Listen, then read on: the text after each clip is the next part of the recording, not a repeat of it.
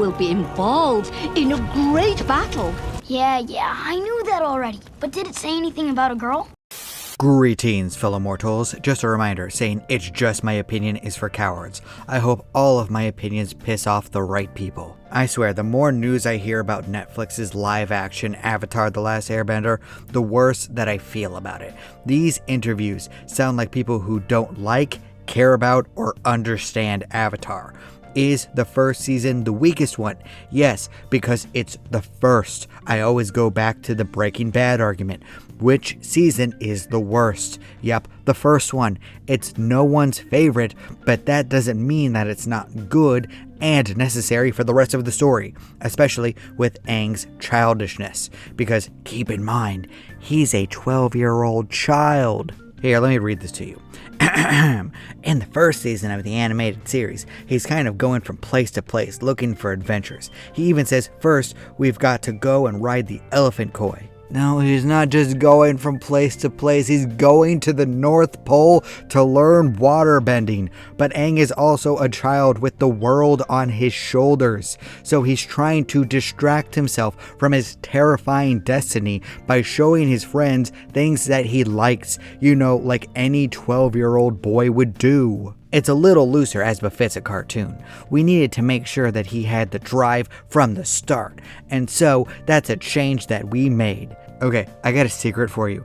Avatar: The Last Airbender is animated. The show is proud of this fact, and it sounds like the people behind the new series are not, and that is a terrible sign when the adaptation hates the source material. It is the difference between Death Note and One Piece, between Cowboy Bebop and Yu Yu Hakusho. Oh no. We essentially give him this vision of what's going to happen, and he says, I have to get to the Northern Water Tribe to stop this from happening. The original Aang knows what's going on. He understands the scope of the situation after episode 2. But he's still 12 years old. His balls hadn't even started to drop until he saw Katara. It isn't that Aang is stupid, it's that all of this was forced onto him by adults making terrible decisions, and Aang is just trying his best while having the brain of a child, and a boy brain at that. Do you know how distracted I was at 12 years old? Yeah, it was pretty bad. That gives him much more narrative compulsion going forward, as opposed to, let's make a detour and go ride the elephant koi, that type of thing. So that's something, again, that's part of the process of going from a Nickelodeon cartoon to a Netflix serialized drama. Again, looking down on animation, hating the source material. What's even the point with this? Do not act like being on Netflix automatically makes a series good. There are plenty of stinkers on there. I caught the ugly! Alright, so here we go. One of the points of Avatar is the fact that a child has to save the world. Everyone bows their head and praises him for what he is, not what he's done or who he is. Aang didn't even want to be Avatar at the start. Don't forget the episode about his past, the storm. While a talented airbender, Aang was just a normal child, happy, bubbly, optimistic. But then the war started, and people began to make terrible decisions. They revealed that Aang was the Avatar too early and without a plan in mind. They just dropped the bomb on him and treated him like he was a weapon to be used. The monks ostracized Aang from his peers because the other kids did not feel comfortable with Aang anymore, and they were going to take Aang away from his father figure too. That's why he ran away. In fact, Aang didn't really understand it all until he saw that all of the airbenders had, in fact, been wiped out. Imagine getting frozen for 100 years and waking up to find that everyone you love is dead. Not just dead, they were brutally and ruthlessly massacred. And now everyone expects you to get over it and save the world in a few months. I didn't do this stuff. This is not me. I'm fighting for my life. Y'all killing me with this. This would have been hard enough for an adult, let alone a child. There's a reason Katara and Sokka indulge Aang a bit. His destiny is intense. As shown, when the show gets closer to the end, Aang isn't mentally prepared to deal with the weight and stress of saving the world. If Aang was serious all of the time, he wouldn't be a real child. He would be a robot without a personality.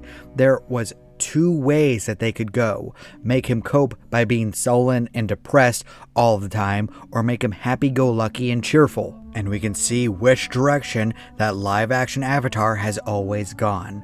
A lot of Avatar is about how the bad decisions of adults ruin the lives of children who didn't do anything wrong.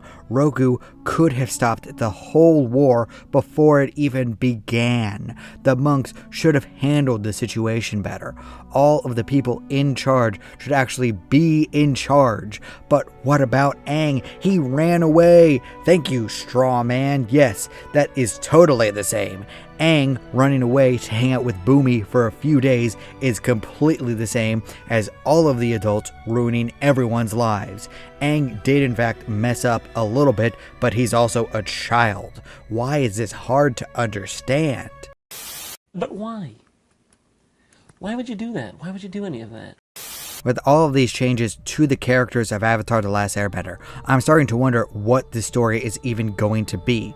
Is it just a lifeless copy with similar events but no personality, no character development, no flaws, no lessons, no hardships, just violence and sadness and death and starvation and oppression, just draining the life out of everything and trying to be Game of Thrones? Ugh. Oh my god, you're an adaptation of a family cartoon. Calm down. You'll just end up like the movie, except worse, because the series will be longer.